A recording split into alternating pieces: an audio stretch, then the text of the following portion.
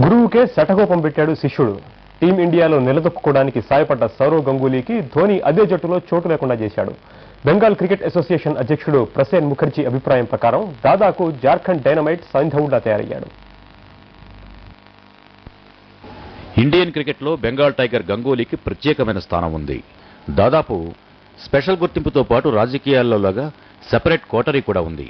BCCI మాజీ అధ్యక్షుడు జగ్మోహన్ దాల్మియాతో మొదలయ్యే ఈ గ్యాంగ్లో యువరాజ్ సింగ్, హర్భజన్ సింగ్, ధోని, జహీర్ ఖాన్ మెంబర్లు. అయితే రోజులు ఎప్పుడూ ఒకేలా ఉండవు.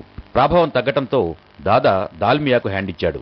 హవా లేనప్పుడు సింహం లాంటి వాడు కూడా చిట్టెలకు లోకు అవుతాడు. ఇప్పుడు ఈ సూత్రం బెంగాలీ బాబుకు సరిగ్గా సరిపోతుంది. దాదా శిష్య పరమాణువుల్లో మహేంద్ర ధోని సింగ్ ఒకడు. గంగూలీ కెప్టెన్గా ఉన్నప్పుడు భాజా భజంత్రీలతో భజన చేసిన ధోని ఇప్పుడు ప్లేట్ ఫిరాయించాడు.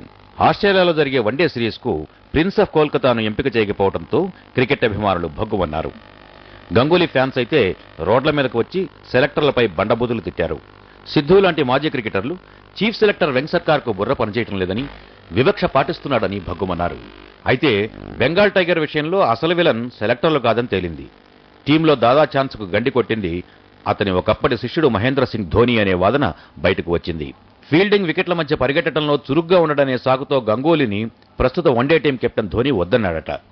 ఈ విషయాన్ని బీసీసీఐ అధ్యక్షుడు శరద్ పవార్ తనకు స్వయంగా చెప్పారని బెంగాల్ క్రికెట్ అసోసియేషన్ అధ్యక్షుడు ప్రసేన్ ముఖర్జీ బాంబు పేల్చారు.